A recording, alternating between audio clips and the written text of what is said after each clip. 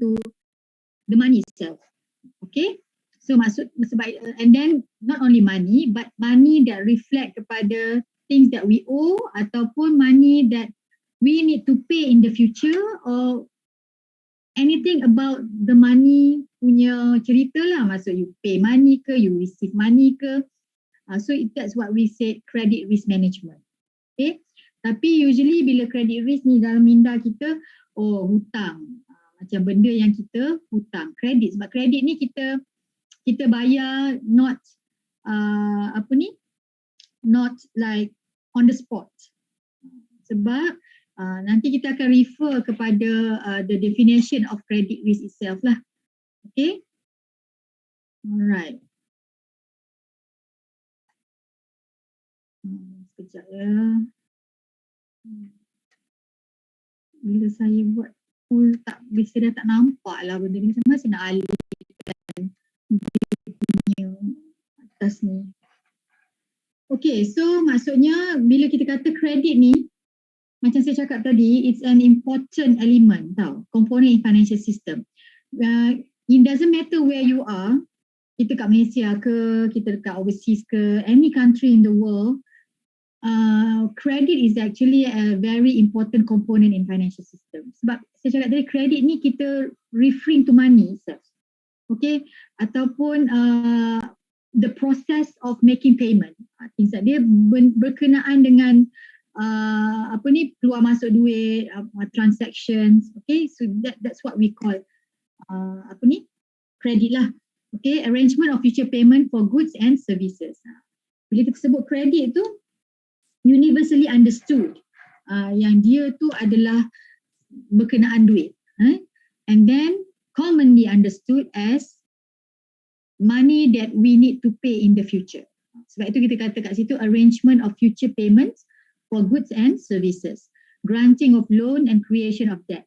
This is a general information because kita belum really masuk kepada credit in the eye of Islamic. Okay, sekarang ni in general what we understand universally is that credit ni when we extending loan to customer.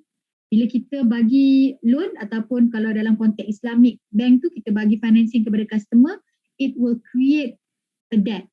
Maksudnya creation of hutang. Right? So granting of loan and creation of debt, price of credit is the interest rate. So kat sini, why I'm telling you all this, because I want you guys to understand the root, the history of the credit itself. Okay? Sebelum Islamic banking ataupun Islamic finance come into the picture, this is what the universal understanding about credit. Sebab kalau conventional mindset, memang kita kata hutang itu dia punya harga kepada satu hutang itu adalah interest rate. Yes, because sebelum datangnya Islamic bank dulu, memang kita semua guna conventional bank and everything is being priced upon the interest rate. Maksudnya bila bank beri pinjaman, bank akan dapat income daripada pembayaran balik semula pinjaman. Okay, bila the customer pay the banks the installment, in the perspective of conventional bank, it will charge the payment of debt on interest rate. So maksudnya they earn from the interest rate itself. Sebab itu dekat kredit tu kita kata price of credit tu adalah interest rate. Sebab dia ada price dia. Sepatutnya tak boleh ada price dalam Islam ni. Kalau hutang tu, kalau loan pinjaman dalam Islam is actually merely a pinjaman. Meaning you lend a people in an Islamic perspective 600 ringgit, so they have to pay you back 600 ringgit. There shouldn't be any price on it because money is not a commodity. Alright, money is not a commodity, so it cannot be sold. So money ni kita bagi pinjam, kita pinjam aja. Bagi pinjam maknanya banyak tu 600 ringgit and they have to pay you back 600 ringgit. But when you put a price on the money, so itu yang jadinya interest rate tu. Itu akan jadinya riba. Itu dalam conventional perspective. But we already understand by now that in Islamic bank, we don't have the price of credit. Sebab credit tu, which is the money itself, is not a commodity. So far so good, class? Good, Doctor. Boleh faham Okay, so we move on. Right. So type of financing credit system. Ini saya nak cerita dekat you the sejarah dululah. The history, the root, when and where, how this credit come into the picture. Maksudnya come into the world, come into the understanding of people. So sekarang ni you kena faham, kredit tu benda yang kita datang daripada perkara yang we need to pay in the future. Kan, the payment in the future. So type of financing in credit system, maksudnya kalau credit system tu the financial system is as a whole lah. Maksudnya when the customer or consumer buy things, they buy something, maksudnya purchases kan, we do purchases. Or we do trading. Or we have any financing on the corporation, maksudnya corporation finance or any company ke, corporate company, they go to the bank, they want to finance or they want to borrow money for their working capital, things like that.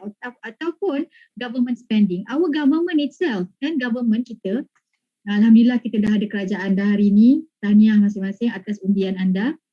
Okay, so kita doa yang baik-baik untuk kita selit jugalah kan. Alhamdulillah, syukur kepada Allah. Kita doa baik-baik Malaysia dalam keadaan aman. Amin, amin. Okay, so happy tak dah ada kerajaan baru ni masing-masing? Lega sebab jawapan dah terjawab penantian. Alhamdulillah. Alhamdulillah. Apa pun dan siapa pun kita bersyukur. Sebab itu dengan izin Allah. Sangka baik dan lapang dada. Jangan terlalu skeptikal, jangan terlalu judgemental. Kan? Sebab Allah izin apa yang berlaku ni semua dengan izin Allah. Sebab Allah nak bagi ilmu baru, kita yang menilai, kita yang memilih. So kita kena terima dan kita kena laluinya bersama-sama. Right? Okay. So we understand about this.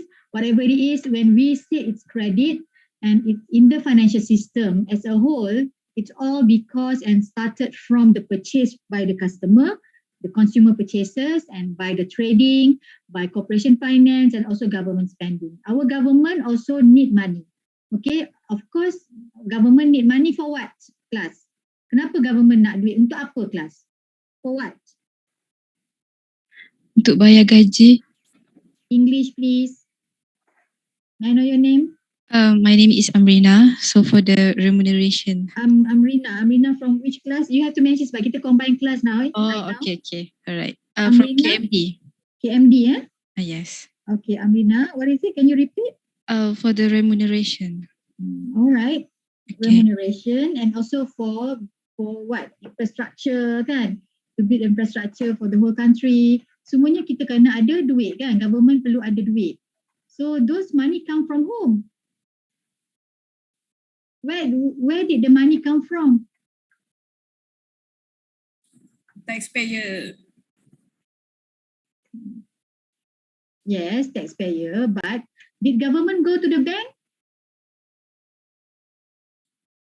Government pergi bank tak? Pinjam duit. Print out.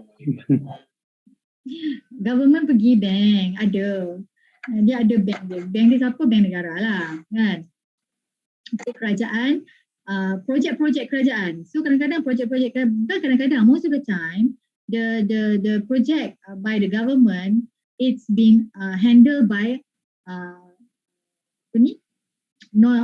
designated developer, designated contractors tau. These designated developers and contractors ni dia akan go to the bank lah juga to seek for money as well. Kan, dia raise money. All got to do with kita punya intermediaries. Maksudnya siapa intermediary kita is the bank, right? So then from there it started to have credit flows. The flows of credit tu come out to the market kan. Untuk macam kita cerita hari itulah the cycle tu. Where the money come and then go to the bank utilize and give to the deficit unit, and then it's the same cycle, okay? Only that whether the deficit tu sama ada government, the deficit unit tu sama ada individual ataupun corporation. Okay, it's the same thing, the same process altogether. Alright. Now, kita nak tengok, tadi kita dah faham dah the root where this credit come from, kan? Datang dari mana the idea of having credit. So kenapa credit tu wujud?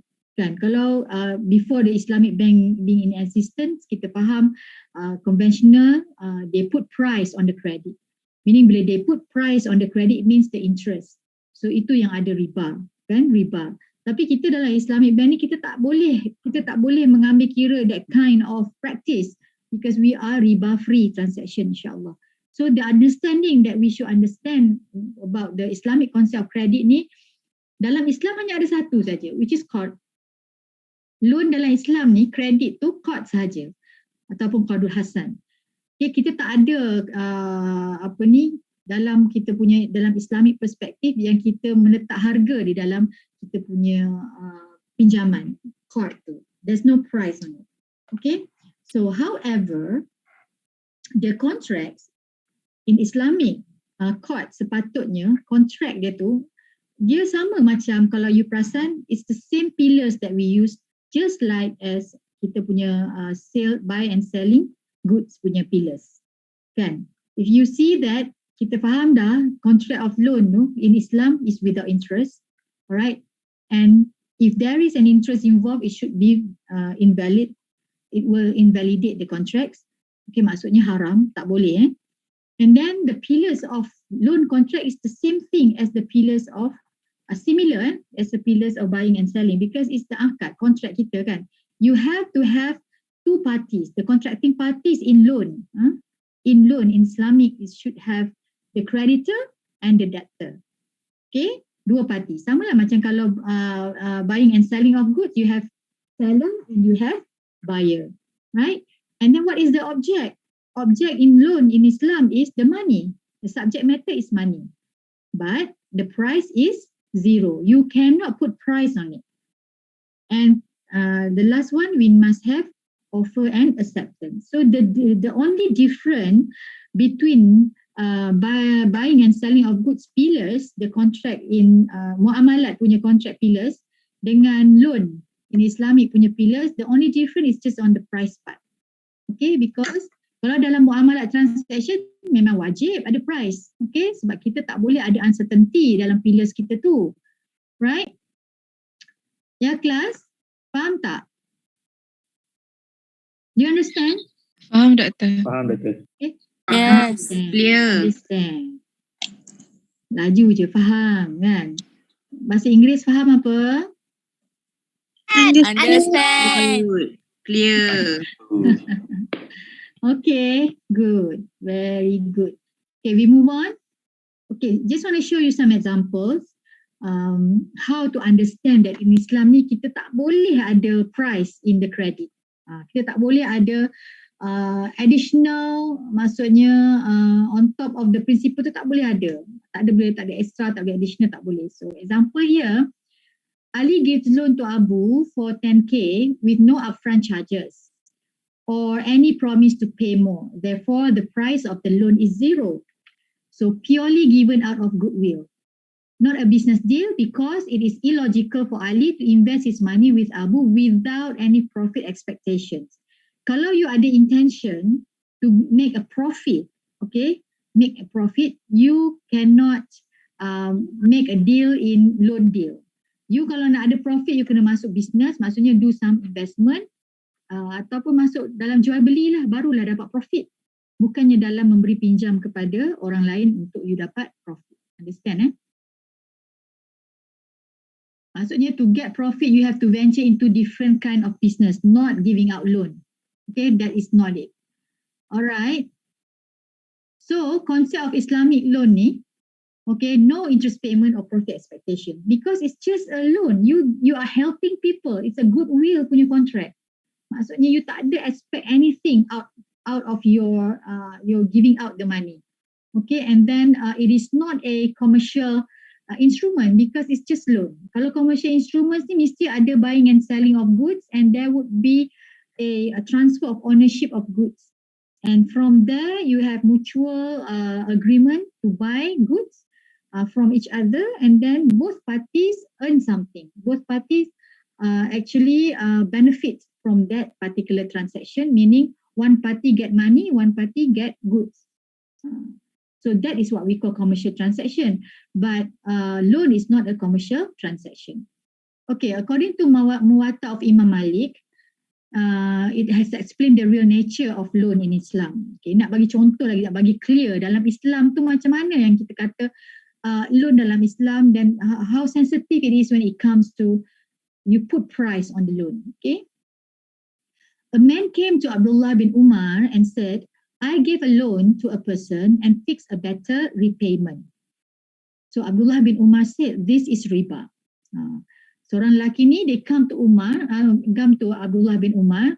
So dia bagi tahulah, dia kata, I have given a loan to a person and fixed a better repayment, dia kata. So Abdullah bin Umar kata, oh, this is riba. Why Abdullah bin Umar said so? Because disebut kat situ, I gave a loan to a person and fixed a better repayment. Apa maksud better repayment here? Maksud better repayment here, maksudnya kalau you give a loan for 600 ringgit to someone, and then you fix a better repayment. Repayment meaning that someone that you give out loan to pay you back with a better price ataupun with a better amount. Let's say you give 600, maksud better repayment tu mesti more than 600. Am I right? Class? Yes, Doctor. So, is that be allowed or not? Not. Yes, cannot. It's not allowed. In Islam, kita tak boleh allow that kind of betterment. Maksudnya the repayment tu kena jadi better tu nak kena lebih daripada principal. No. It cannot. So sebab itulah Abdullah bin Umar kata, oh, this is riba. Then, so the man said, dia kata, why do you give such a verdict? Kenapa pula tak boleh kan?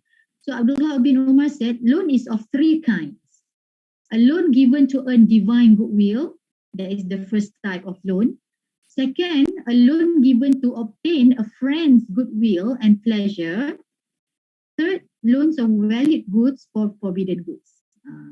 This last one is riba. So loan ni ada tiga bentuk loan lah sebenarnya kan. Satu loan ni kita memang suka bagi pinjam. Kita bagi pinjam supaya kita expect kita nak bantu manusia lain ataupun orang lain. Then we are not expecting any return out of our help. We only expect from Allah punya reward. Okay. So itu yang kita kata a loan given to obtain a friend's goodwill and pleasure pula. Kita suka bagi pinjaman kawan-kawan, kita bantu kawan kan. So kita tak ada masalah. It's a pleasure that we are helping others. Okay. A loan given to earn divine goodwill, kita harap hanya reward from Allah Subhanahu Wa Taala. The second one is you give to your friends. So you rasa you suka bantu kawan-kawan you and it's just a pleasure that you help people. But the third one is actually loans of valid goods for forbidden goods. Ni yang macam tadi itulah yang a man came to Abdullah tadi ni. Because first, loans of valid goods tu maksudnya goods tu you bagi pinjam tu sangat mulia di sisi Allah. Valid. Okay, sangat mulia. You memberi pinjam because you membantu orang lain. However, it is loans of valid goods for forbidden goods. What is forbidden here is the riba. Because you are seeking repayment from others when you give them a valid goods. So they return back to you with the forbidden goods. Maksudnya, there is an extra or increment from the valid goods that you have given to them. That's why kita sebut dekat situ, last one is riba. Clear? Clear, Doctor. Alright, Alhamdulillah. Okay, we move on. Okay, the man said, what do you command me now, O Abdullah bin Umar? So what should I do? Dia tanya kan.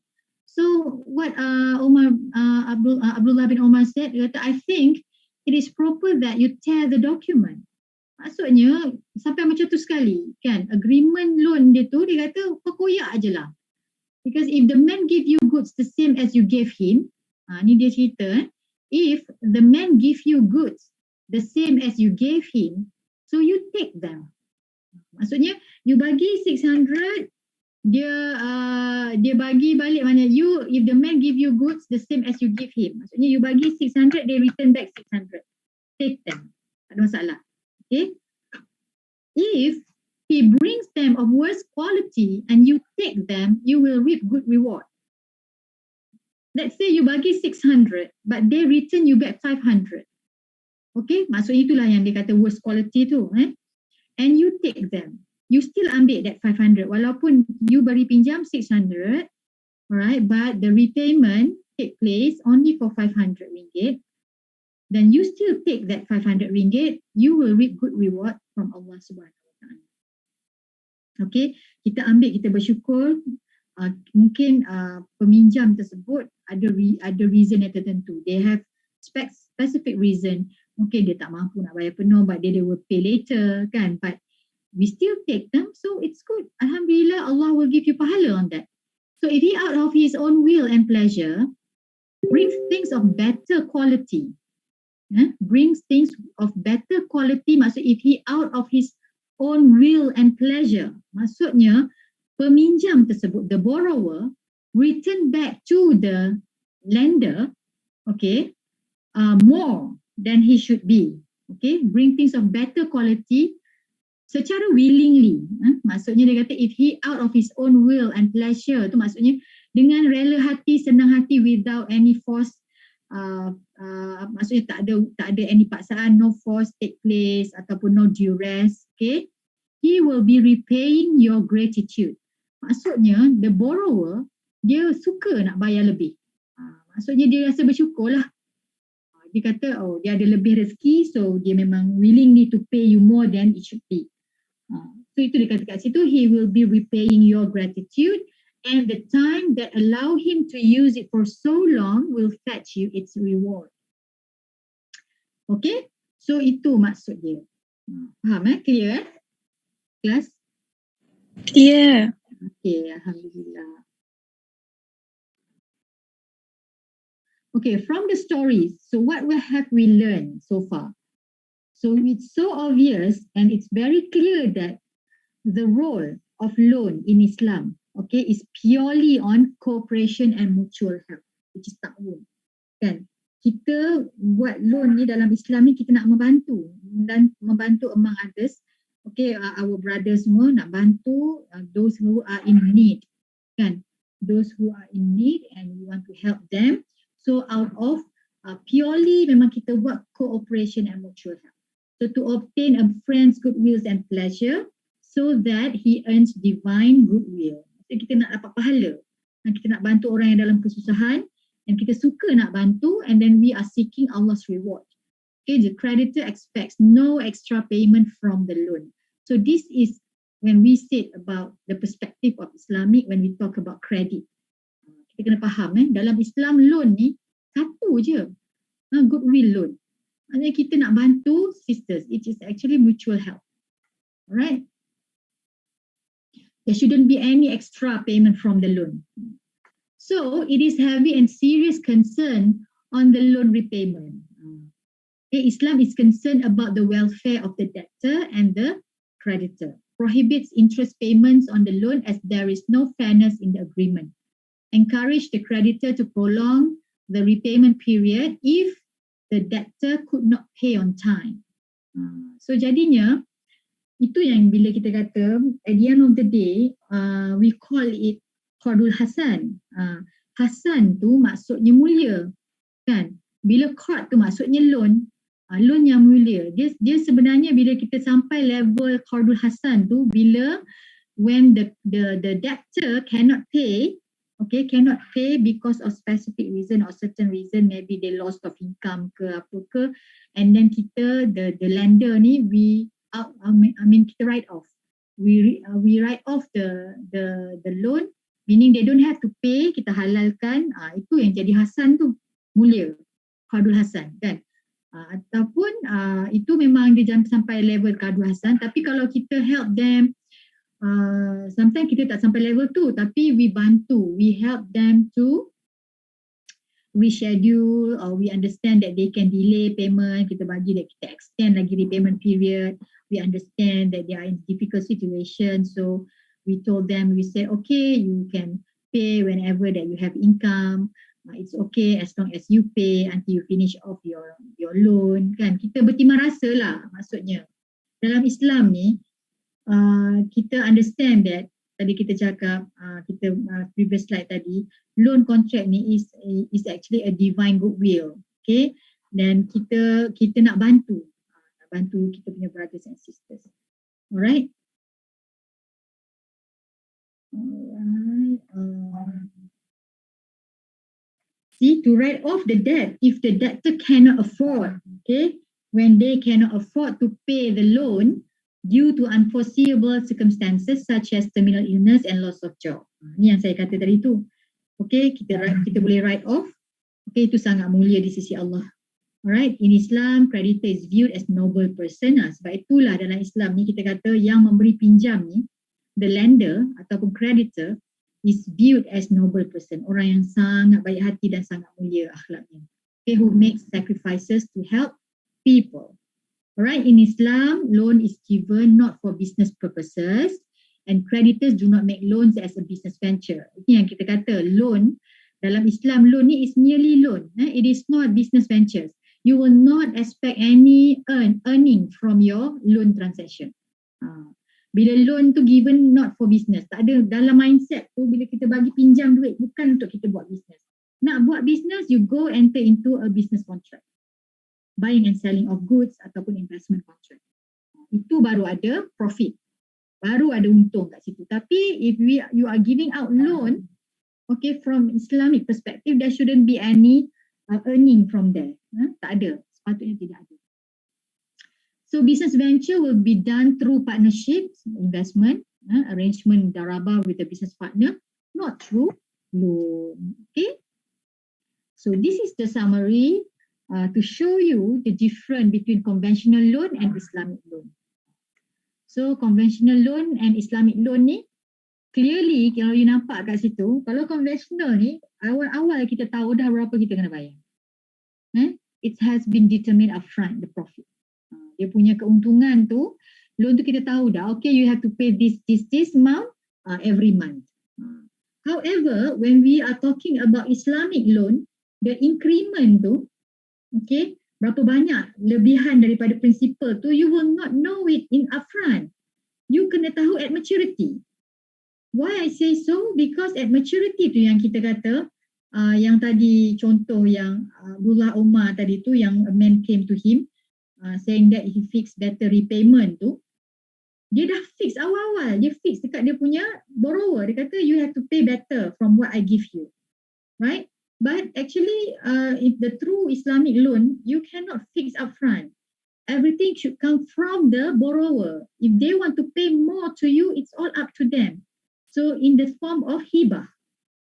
Dia bayar lebih tu out of their goodwill, maksud they willingly to pay you more than what you gave them, than what you lend them. That is in the form of hibah, gift, right? In the form of hibah ataupun gift. Sebab itulah kalau dekat slide ni saya kata increment of loan is determined at maturity. Maksudnya bila tarikh matang tu, when they want to pay us back, barulah kita tahu how much the increment. Sebab it comes with the form of hibah, gift. Not like conventional, you ask them to pay you more because you charge interest.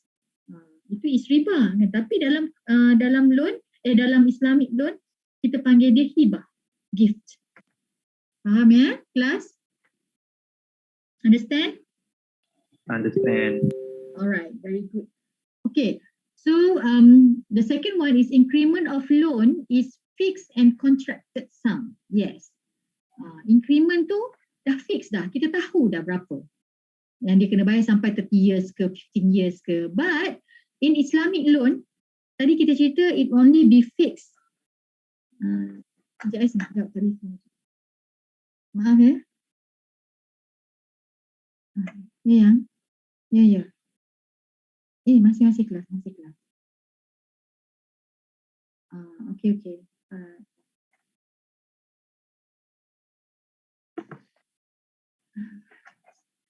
Okay, right. Where were we? Okay, earlier we said that the increment of loan is determined at maturity. We understand that already, right? In the forms of hibah.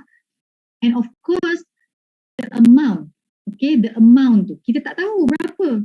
Suka hati borrower lah nak bayar kemudian kat kita berapa kan. Kalau dia nak bayar lebih, dia mungkin we give them loan for 500 ringgit, they can pay us back 600. Mungkin they pay us back 510. Mungkin they pay us 500 ringgit je. Ataupun maybe dia bayar lebih, tak kisahlah, lebih RM10 ke, lebih RM100, RM200, it's up to them. That's why the amount of increment tu is actually unknown. Kita tak tahu, terpulang kepada the borrower to pay us how much. Yeah. And then the increment of loan is determined by the debtor. Definitely. Debtor tu siapa? The borrower lah. The borrower yang tentukan berapa dia nak bayar lebih. Sebab bukan macam conventional. Conventional they fix upfront already, everything. And whatever it is, the act done by the debtor, that how much they need to pay ke, apa ke, yang by hibah ke whatever, those act are voluntary. Okay, maksudnya bukan paksaan. Alright?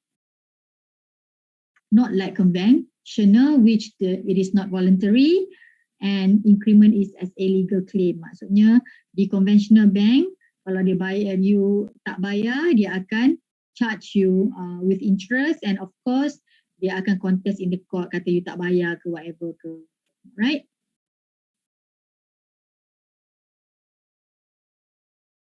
Alright. Next slide.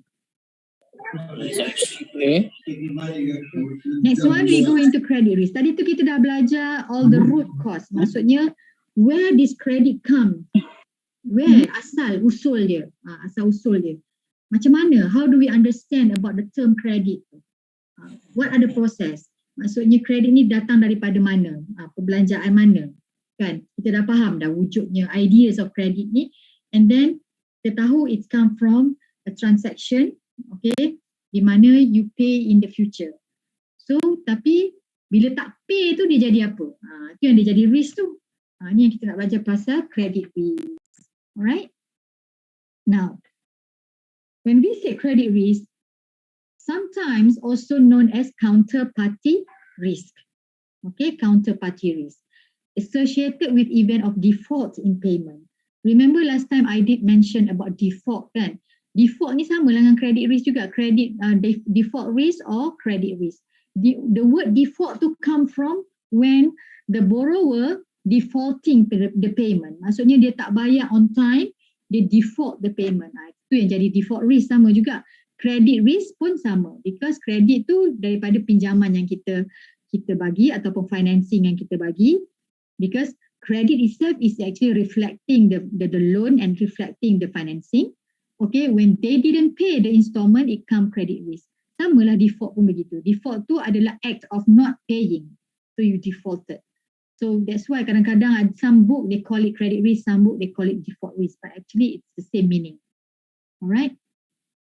So risk exposure, this is the definition of credit risk. Okay, definition dia, risk exposure resulted from borrower fail to pay financial obligations according to the specified terms in the credit agreement. So kita faham kan? Kita faham that credit tu is actually representing the financing transaction that we give to the customer when we are talking about Islamic bank. Tapi kalau conventional bank dia akan kata loan transaction. So risk exposure resulted from the borrower, maksudnya peminjam lah, tak kira lah you Islamic bank or conventional bank. The borrower failed to pay financial obligation according to the specified terms in the credit agreement. Maksudnya dalam agreement pinjaman tu dia fail to oblige dengan dia punya terms and condition lah. Maksudnya dalam term and conditions of credit agreement ataupun financing agreement, dia mesti ada tulis dekat situ, okay, this is the amount of installment that you need to pay. So you need to pay your installment every month on the 5th of every month. Macam tu. So tiba-tiba dia tak bayar as per the terms and condition, meaning they should pay on the 5th tapi dia bayar seminggu lewat, for example, ataupun sebulan lewat, langsung tak bayar. Itu dia maksud dia, the borrower failed to pay financial obligations according to the specified terms in the credit agreement. Alright, any questions so far, class?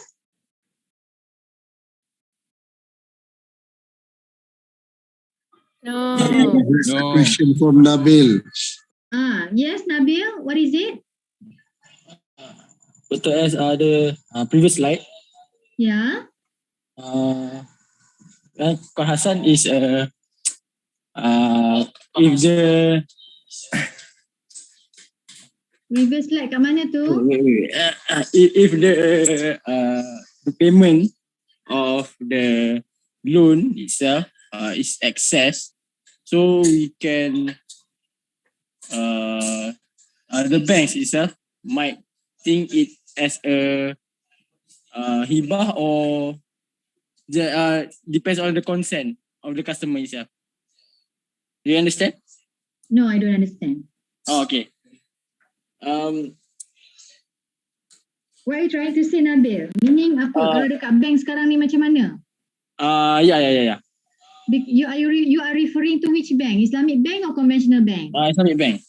Islamic bank memang tak ada loan. I'm sorry. If the payment is excess, because the first column, increment of loan is determined at maturity, and then as you said before, if the payment is excess, it will the bank Yes, hibah. lenders will take it as a hibah. You must understand what I'm trying to say here is in Islamic perspective, secara general, in general, kita cuma ada loan court. Maksudnya loan court ni loan yang semata-mata loan, tidak ada macam conventional loan. Understand? And cuma dekat Islamic bank kita tak ada benda ni. We don't have this. This is a general concept of Islamic loan. I'm trying to explain to you. Understand? In Islamic bank we don't have this. Islamic bank kita tidak ada Qardul Hasan. Kecuali I have been saya dah pernah conduct training dengan KFH, Kuwait Finance House, ada Islamic bank, biasanya Middle East bank lah, Malaysian bank tak ada. Biasa Middle East bank dia ada buat Qardul Hasan ni, dia buat court pada staff saja. Maksudnya kepada employee mereka saja. Kalau mereka perlu buat pinjaman untuk cuti sekolah ke, itu hanya untuk staff saja. Dia bagi 600, staff dia bayar balik 600. Understand? Tapi opening all to the customer, tak ada bank yang buat dekat Malaysia. Maksudnya Malaysian Islamic Bank tak ada buat. Understand? Nabil? Yes, okay. Thank you for the explanation. Do you understand or not? We don't have that. Okay, we don't have that. Kita cuma ada financing biasa. Financing biasa. We don't have financing yang mengatakan kita bagi pinjam 600, pulang 600, tak ada. We don't have that. Itu adalah loan yang Qardul Hasan ni dari segi general konsepnya, kalau kita bagi loan sesama kita lah. You bagi loan dekat kawan you bayar balik. Tapi as per institution, kalau mengikut pada Islamic Bank, kita tak ada buat. Yang ada buat pun Middle East Bank, itu pun dia bukan open to the customer but to their staff. They provide the court kepada staff saja. Alright, understand? Yes, Doctor. Okay. Haus saya, Alhamdulillah. Okay, any question lagi? Ada tak? Ada soalan lagi?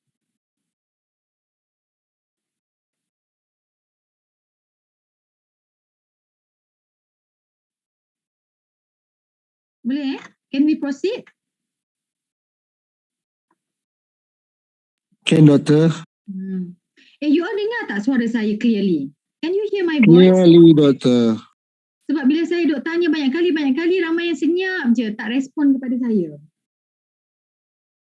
Ke benda tu lagging? Dia lambat sampai suara saya.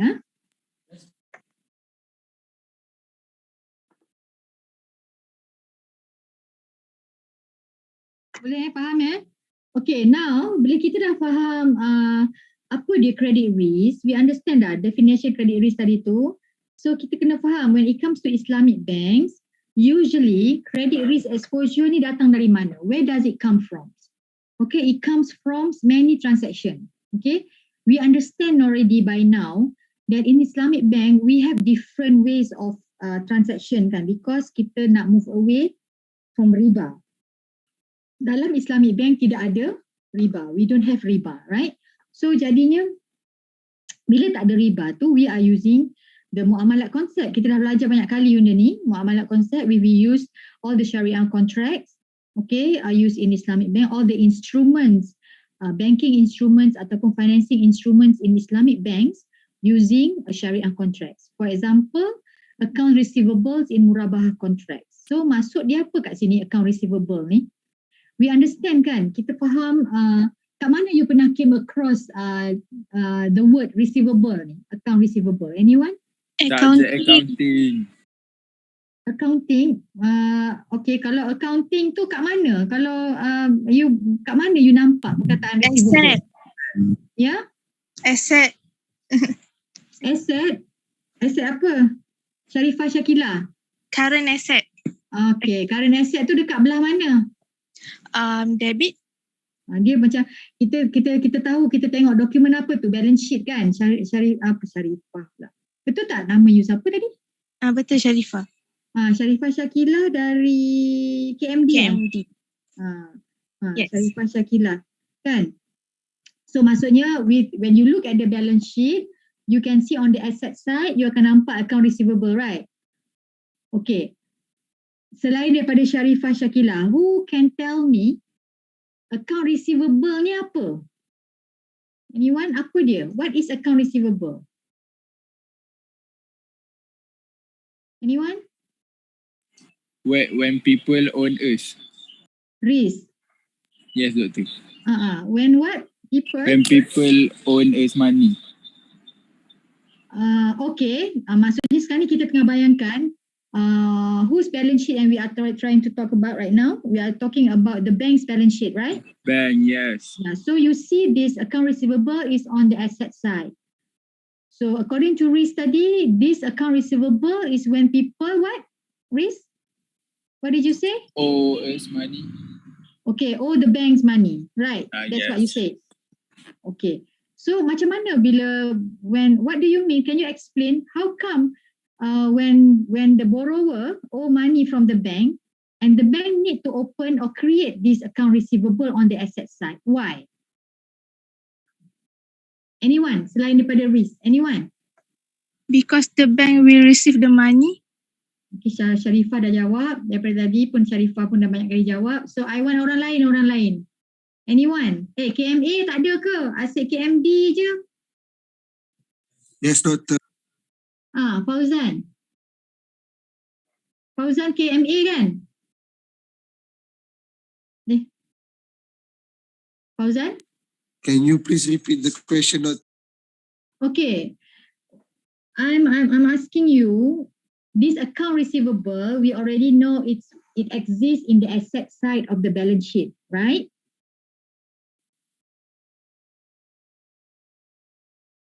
And then risk already told us that this account receivable is only created in the asset side when the borrower pay money to the bank. Betul tak, Riz?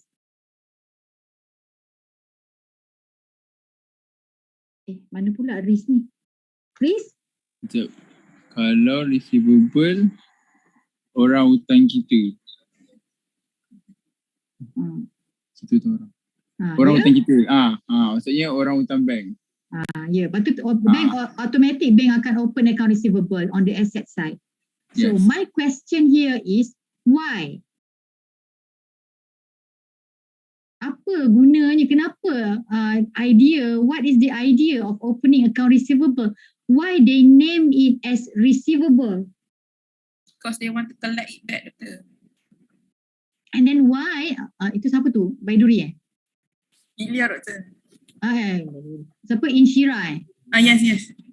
Inshira ni dari KMA ke KMD? KMD, Doctor. Inshira. So apa dia Inshira? Can you repeat? Because the bank want to collect their money back from the borrower. Yes, correct. And why must they put it on asset side? Because they give the cash or money that is their asset. So they will collect back. Yes, thank you very much. Okay, so itu idea je, faham dalam balance sheet, dalam buku bank, maksudnya in the banking book lah. Bila kita selalu sebut balance sheet ni, kita panggil the banking book of the bank lah. Okay, kita ada asset and liabilities, right? So apa yang kita faham from the asset side and liability side. Account receivable tu, kita kata kat sini account receivables in murabahah contracts. Kenapa murabahah?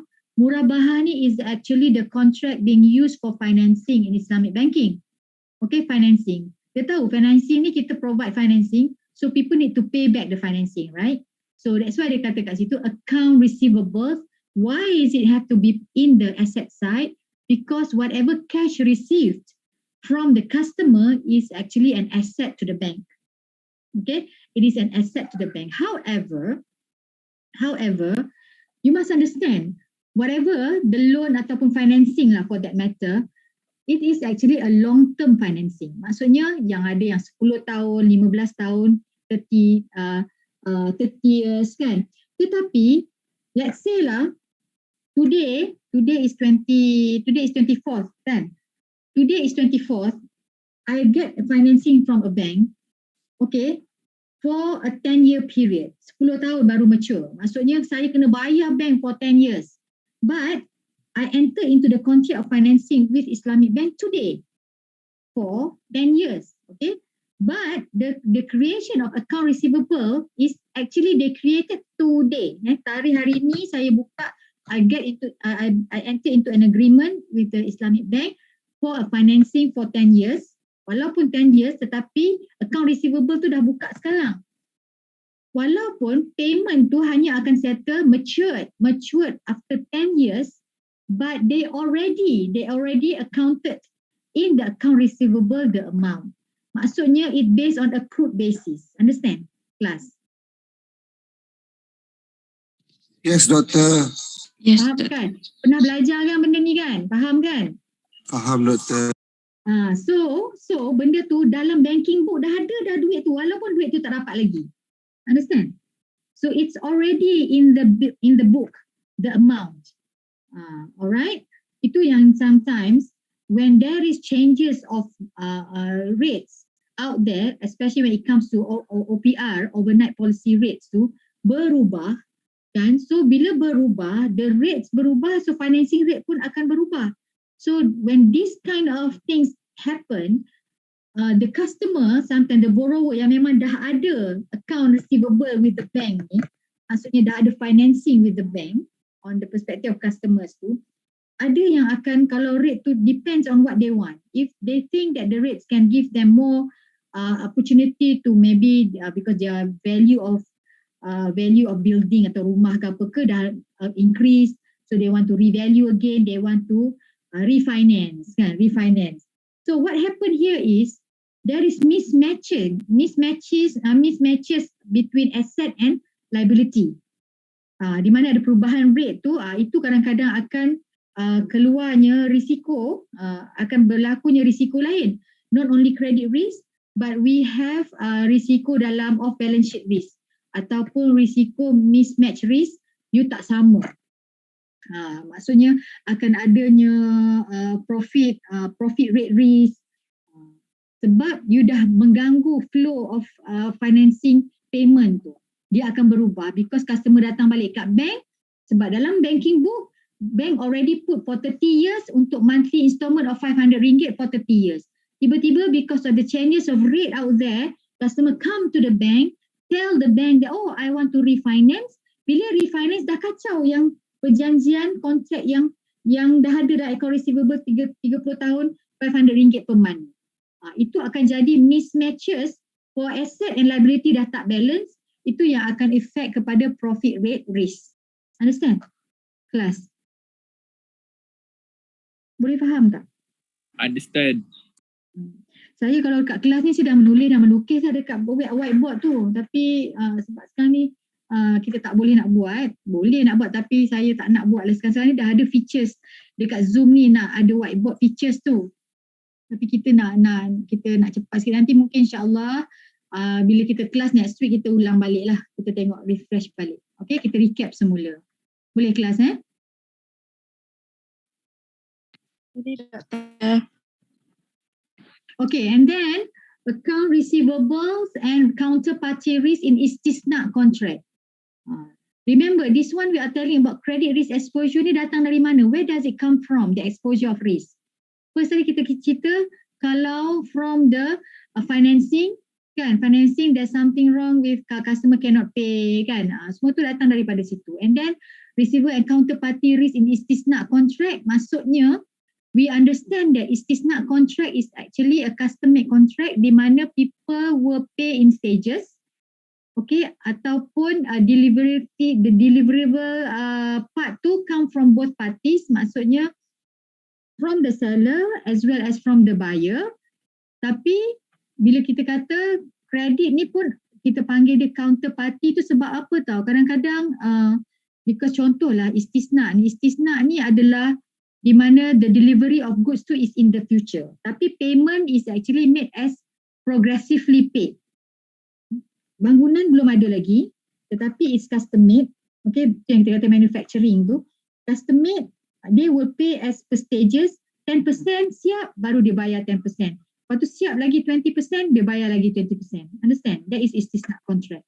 So it might be not because of just the borrower didn't pay on time, but because of the developer tak boleh deliver on time. Also will become the counterparty risk. Maksudnya the credit risk can also come in the form of money not being paid on time, or also because of it cannot be delivered the product ataupun the contract should deliver the finish of goods ke ataupun the completion of certain project ke, but the developer not deliver. Itu pun sebab itu kita kata counterparty, maksudnya pihak sana berisiko tidak deliver what they should deliver. Understand? Kelas? Faham? So counterparty risk in salam contract also same thing. Counterparty in salam contract ni there's no issue in money because kita faham the features of salam contract is you pay on spot today. Am I right? Class? Yes, betul. Siapa dah lupa ke? Salam contract apa? Salam contract? What is salam contract, class? Deferred payment. Fauzan? Deferred payment, Doctor. No. Salam contract is not deferred payment. Salam contract, we pay today on the spot, but we receive delivery of goods in the future. Lupa ke? Shopee. Salam ni kan kita selalu contoh untuk kita punya dropship, untuk kita beli Lazada online purchase. Remember? Shopee. Kan? Yeah. We pay now full. We pay full today. Sekarang ni kita bayar. Tapi barang kita dapat bila? Lambat kan? Ada seminggu, 2 minggu. Tapi so kita applykan the same idea to the financing when it comes to salam contract. Maksudnya dalam isu bila kita kata counterparty ni dia dah no longer involve money. Money is not the risk here. Not receiving money. You not receiving maksudnya you cannot deliver the goods. Itu jadinya counterparty tu. Sebab dalam salam ni, there's no issue that customer didn't pay. Customer already paid full today. The issue here is that the seller yang tak boleh deliver the goods. Itu kita katakan counterparty risk. Understand? Credit risk tu bila kita sebut sebab dia involvekan duit yang lambat masuk dan lambat dibayar. Itu counter credit risk. Tapi when it comes to delivery of goods, maksudnya dia fail nak bayar, dia bukan fail nak bayar, dia fail to deliver. It will refer to counterparty risk. Dia konsep idea sama macam credit risk, cuma the delivery itu it's not because of in cash form but in the good form. Faham kelas? Faham, Doktor. Okay, alhamdulillah. Okay, equity investment risk in musyarakah contracts. Okay, partnership contract like musyarakah or mudarabah. Okay, dia akan berlakunya credit risk exposure itu bila dalam equity investment risk ni, musyarakat ni kita tahu, we understand that dalam partnership there is a percentage of profit made, kan? Partner ni dapat 50%, tu dapat 70% ke, things like that. So jadinya apa akan berlaku bila adanya exposure of credit risk exposure ni, bila you cannot fulfill the profit promise. Sebab you tak dapat amount of money that you should have. Mungkin the failure of the, macam kita cakap tadi, the project not working well, not doing well, and then ataupun when they're not doing well tu, so the portion of profits agreed tu you cannot meet. So itu yang jadi credit risk exposure juga. And then lease payment receivable in ijarah contracts. Ijarah contracts is not financing but it's actually leasing contract ataupun sewa beli. Dan sewa contract. So contract sewa ni, leasing ni, the payment tu is not financing installment payment tetapi adalah leasing payment. Lease every month. Maksudnya dekat Malaysia ni kita guna bila financing car tu, car financing, automotive financing, kita guna konsep apa? Ijarah. Di mana kereta tu milik siapa? Kereta is milik bank, which we customer, we actually are renting the car from the bank. Because when you enter into a financing contract, when you want to buy a car, the contract they use is ijarah. Ijarah tu contract apa? Ijarah is leasing contract, which is sewa. Okay, leasing contract ni maknanya the car is actually owned by the bank. Okay, we customer is actually paying the rental to the bank every month until the tenure, it depends on how long is the tenure of your car financing. The minimum is 5 years, 7 years and 9 years. Biasanya 3 tahun ni, 3 type of duration yang kita ada when we pay for the car. Either you pay cash, tak payah financing lah. Okay, paling short is 5 years and then 7 years or 9 years. So whatever it is, the tenure 5, 7 or 9 tu, monthly installment yang selama 5 tahun or 7 years or 9 years tu adalah leasing payment. Okay, dia bukannya macam kita kata financing payment biasa macam ke personal financing, bukan. Because itu semua, itu sales contract, tapi yang ijarah ni adalah lease contract. Okay, understand class? Yes, Doctor. Okay, causes of credit risk exposure tadi. Okay, beside we talking about it comes from specific ataupun types of contract being used. Okay, from the previous slide. It also we look into from the outside part. Maksudnya from the customer part ataupun from the internal process.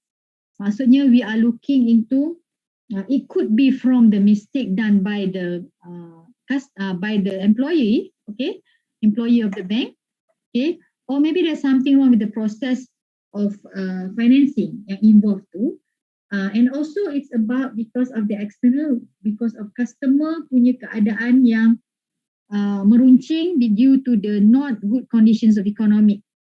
Maksudnya kita ada depression, kita ada inflation, kita ada economic problem or economic recession, ataupun because of the customer is actually involved in a sunset industry.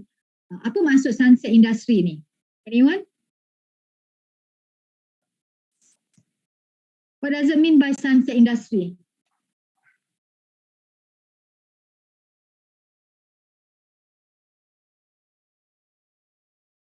Siapa tahu? Who wants to try? What is sunset industry? I want. Okay, Amrina, let's go. Okay. Based on the Google, sunset industry is an old and declining industry. Declining industry. Kan? Maksud contoh, anyone else? Amrina dah dapat markah, Sharifah dapat markah, Riz dapat markah, Insyirah dapat markah, Nabil dapat, Fauzan dah dapat, Khairil, Nasrul Hakimi dah dapat. Ramai sangat lagi yang belum dapat. I want to try that. Yes? Based on the Google also. Yes? Mana your name? Abiyati Waliana. Abiyati daripada KMB Yes. Abiati. Like oil and gas extraction industries. Oil and gas what? Oil and gas extraction industry. Yang macam mana tu? Saya pun tak tahu tu. What do you mean?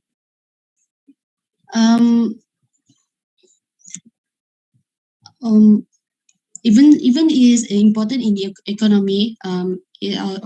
It still have demand, but in the United States, the oil and gas extraction has been seen as a sunset industry, as it is making less profit nowadays.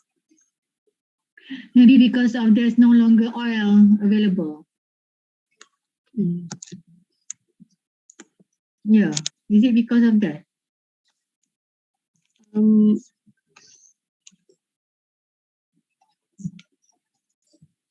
Wait, They actually, anyway, thank you, Abiati. The simplest example I can give you when we said sunset industry ni, kalau you perasan, newspaper. Newspaper tu dah kira sunset industry.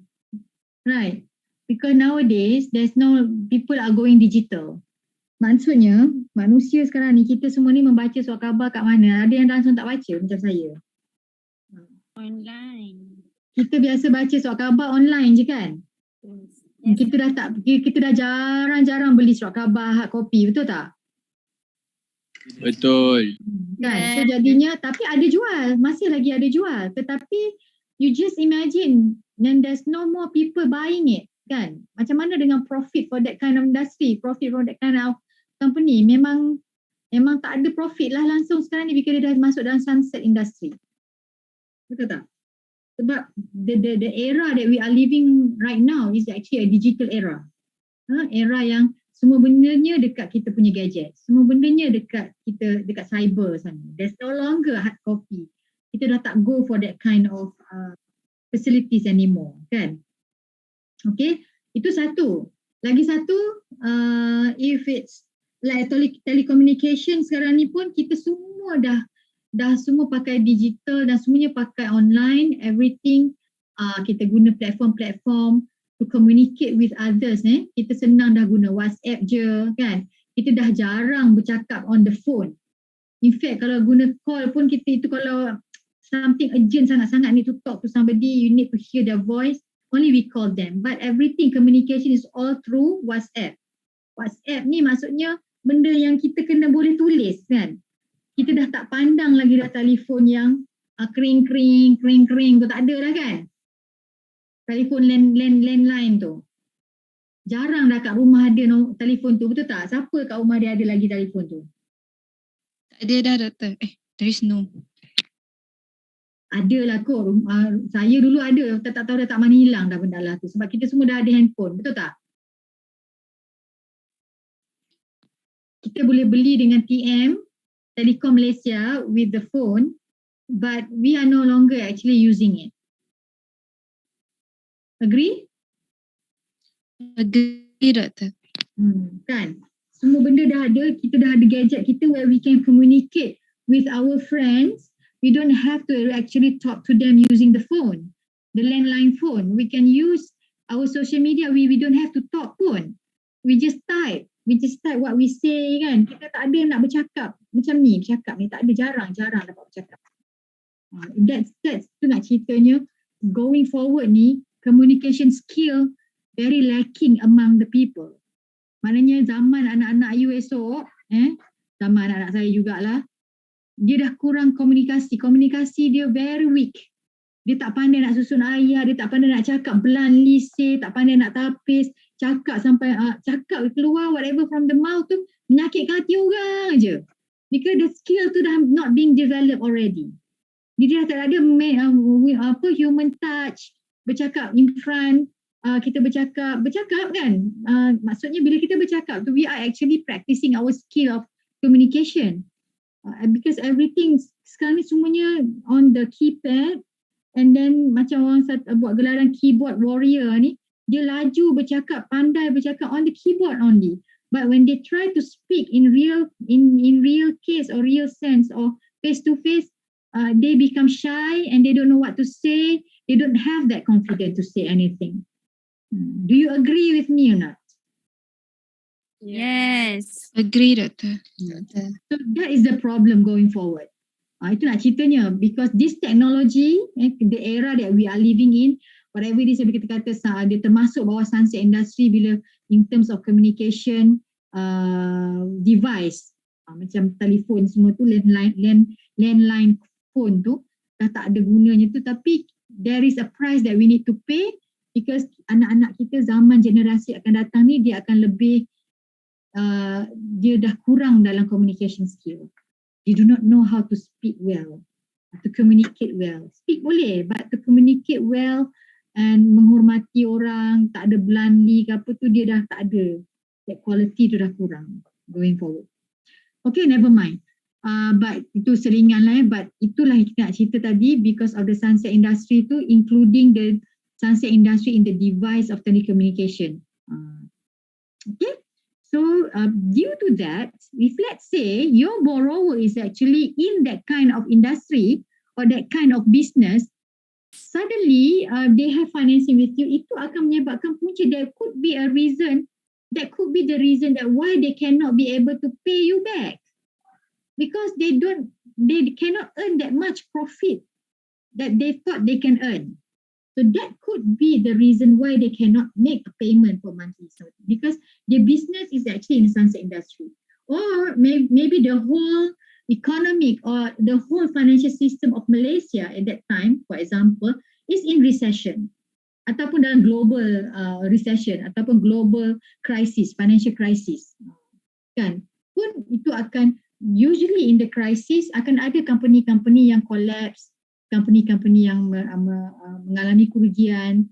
So at the same time, they also have financing with the bank. So when they involve in this recession or in economic crisis or financial crisis, they definitely cannot pay the bank. So that could be the reason why. Okay. And then from the internal perspective pula, because the process from the bank side, okay, maybe when it comes to when the customer, ini yang kita nak cerita, first line, second line and third line of defense ni.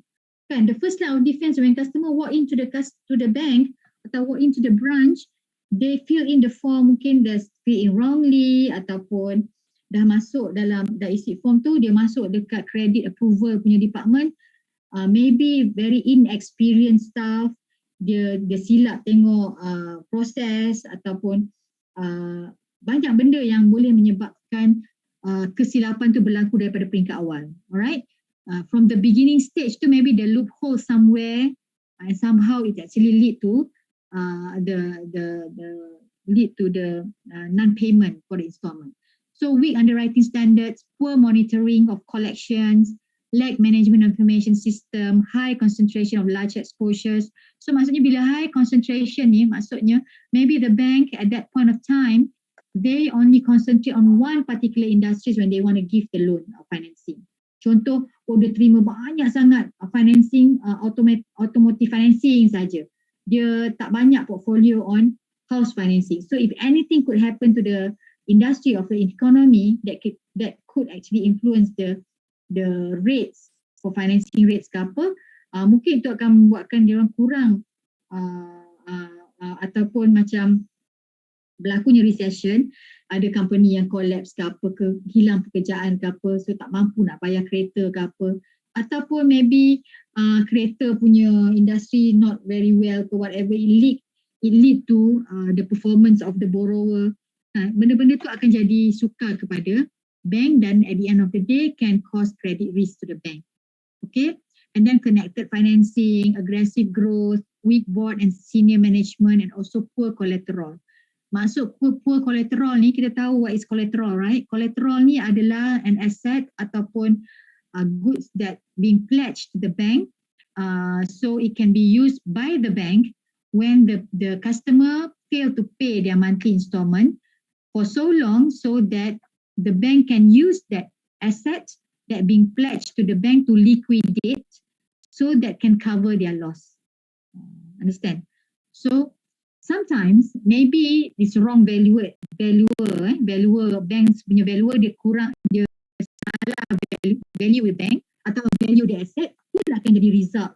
Jadi maksudnya esok bila ada loss ke apa ke, bank tak boleh nak cover back dia punya loss as the price it should be. Because of awal-awal dia dah wrongly value dia collateral. Dia take poor asset yang dah tak ada value ke, aset yang dah tak laku ke. So bila dia nak liquidate dia tak laku lah, tak jadi, tak boleh. Alright. Okay kelas? Okay, Doktor. So jadinya what should they do? Okay, bila berlaku begitu, so the bank actually have their own guidelines. First, kita panggil dia macam strategi untuk reduce the exposure of credit risk tu. So what regulator have asked the individual bank to do is to focus on 3 main issues. Maksudnya to help all these individual banks, sama ada Islamic bank ataupun conventional bank. Maksudnya exposure to a single customer tu, kalau bank nak bagi, they want to give financing kepada single customer, bank is not allowed to invest in or extending credit to any counterparty in excess of an amount representing a prescribed percentage of the bank's capital or reserve. Maksudnya kalau dia nak bagi exposure kepada customer, dia nak bagi loan, dia tak boleh lebih daripada specific amount. Maksudnya kita tengok reserve bank ada berapa, that particular reserve tu, amount untuk dia bagi financing tak boleh lebih daripada reserve tersebut. Sebab dia nak make sure that bank have enough money as a buffer in case berlakunya any financial crisis ataupun economic distress. Alright? So itu bank tu dia berhati-hatilah, kena make sure jangan bagi lebih. And then related party financing. Maksud related party financing ni, maksudnya dealing with connected parties such as banks, parent, major shareholders, subsidiaries, affiliate companies, directors, etc. are dangerous. So, for example, let's say company A, okay, company A dia ni parent, dia buat oil and gas, okay. Bawah dia punya subsidiaries ataupun affiliate companies dia different industry. Industri yang tiba-tiba ada problem lah, contoh electronic industry ke ataupun F&B industry ke, dia punya anak-anak syarikat yang lain-lain tu, subsidiaries dia. So that's why the bank is actually kena cautious sebab jangan terlalu banyak memberi opening for financing dengan related party financing. Maksudnya you dah bagi financing kepada parent, dekat anak-anak associate company pun dia pun you bagi financing juga. Kalau boleh limitkan. The bank is asked, the regulator asked the bank to limit that kind of financing. Maksudnya, if kita dah bagi dekat parents dia, maksudnya dia punya subsidiaries yang related to that parent company should get others from a different bank. Jangan semua kita yang cover. Semua bank kita. So if anything could happen to them, it will falls back to the bank, so we will be in great loss. Especially bila berlaku any crisis or economic crisis. Alright? Okay, overexposure on certain area of sector. Ni yang saya kata kalau you terlebih banyak bagi exposure kepada oil and gas je. Contohnya, kalau tiba-tiba one day oil and gas industry is not in a good condition. Contoh yang berlaku dalam 2015 dulu, oil and gas industry is not favorable industry at that point of time. So what happened? Ada bank yang terlalu concentrate more on oil and gas tu, dia banyak rugi. So learning from that what happened then, sebab itu tak boleh dibenarkan any overexposure on certain area or sector. It would be very dangerous for the bank. Okay, because it could be contagion. Contagion effect mungkin berlaku bila berlaku any economic crisis. Okay, so this one is just showing you the policies for credit risk. Maksudnya, what are the tolerance limits that the bank should use. For example, macam kita cerita tadi tu, single customer, kalau exposure limit dia mesti not more than 25% of bank's capital base. Maksudnya kalau dia tak boleh lebih daripada 25% capital base lah, maksudnya kalau kita nak bagi single customer exposure tu is between 10% to 25%. And then the exposure to real estate sector is up to 5% of credit portfolio. Maksudnya real estate ni maksudnya dia tak boleh lebih daripada 5%. Dalam portfolio bank tu cukuplah setakat 5% je yang on real estate. Selebihnya should come from other retail. Okay.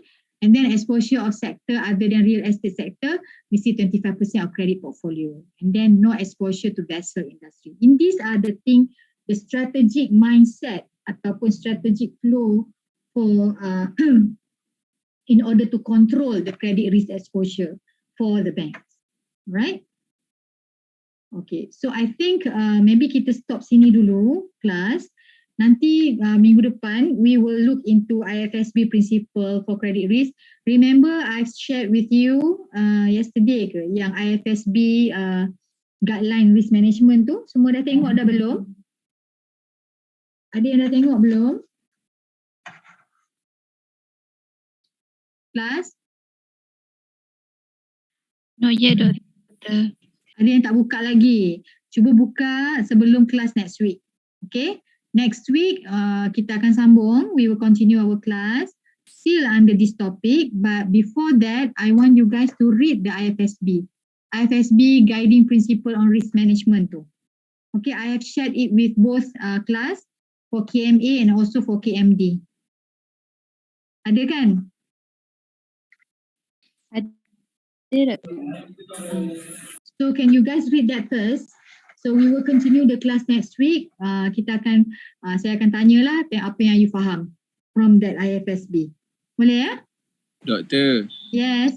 next week cuti. Isnin. Kelas kita orang Kenapa cuti? tadi Perdana Menteri announce. Aduh. Ya Allah, kesian kita. Saya penat. Asyik ganti kelas je. Confirm ke? Confirm doktor tadi. Betul doktor. Tadi. Sabar je lah. Kita cuti lagi ya. Sabar je. Confirm So tak apalah. So next week kita ganti jugalah seperti hari ini. Aci tak? Reformasi. So kita ganti lagi lah maksudnya. Okey doktor. Okay? Unless ada yang nak buat kelas ke? Okey doktor. Ada yang nak buat face to face kelas ke? Tak ada lah kan? Kita terpaksa ganti je lah. Okay kelas? Doktor, Ya. kalau saya just nak tanya kalau buat online Isnin, Boleh? Boleh ke? You all boleh ke? Kan cuti?